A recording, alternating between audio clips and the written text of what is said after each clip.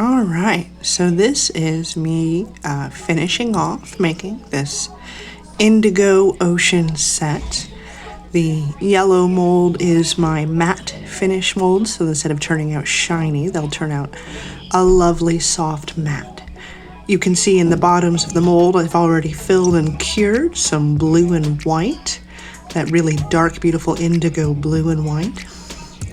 And now into my little resin cup, I am mixing clear resin and some white alcohol ink. And this will give that resin a very beautiful milky marble look. And then this was a little bit of an experiment because I wanted to test out these new alcohol inks I had gotten that were opaque and to see if they would swirl around the same way the white does.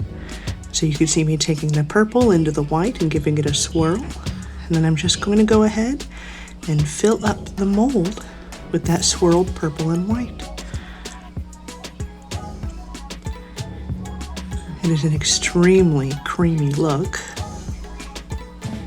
Let me make sure you get a good look at that there. And you can see beautiful filling up. And the purple spread a little more than I wanted it to, but I was still really interested in trying to see if I could get that purple to form striations, again, the way the white alcohol ink likes to. And I couldn't even tell you what makes white alcohol ink so special. The kind that I have isn't heavy enough to sink in. It floats and does these beautiful lacy effects. And I was hoping that the colored ones would do the same. Unfortunately, I didn't quite get that effect, but it still turned out spectacular, which you'll see in the last half of this video when I pull them out of the mold. But now I'm just doing a little extra purple on the tops just to make sure that some of that stronger purple color really shows up on the die.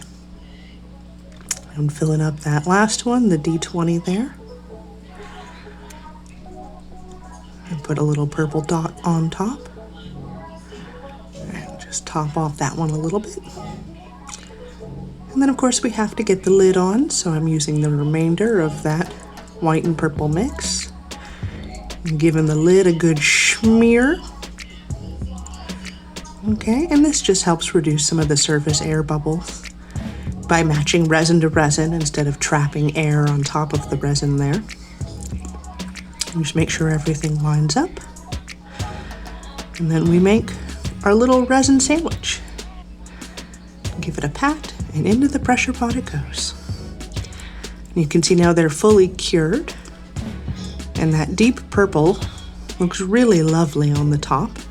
But as I pull the die out, you can see on the D4, the bottom half, that oceanic indigo, and the top, that lovely purple marble effect. I think they turned out absolutely gorgeous. But you can definitely see a very big difference between the way the white behaves, and again causes that sort of lacy white effect, and the way that the solid color alcohol ink behaves. I'm not complaining. It was a color test for the most part. That's exactly the information that I wanted to know. Even though I had kind of hoped that I would get cool colored lace in the same way I got the white lace on the blue.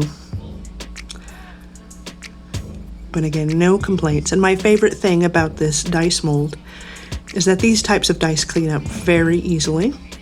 Instead of hours of sanding, it's usually just a little bit of trimming and a little bit of sanding and painting. And they turned out absolutely gorgeous. I'm excited that I got them done, and they'll be available in my shop update on Saturday, May 15th at noon Eastern. And here you can kind of hear the click clacks.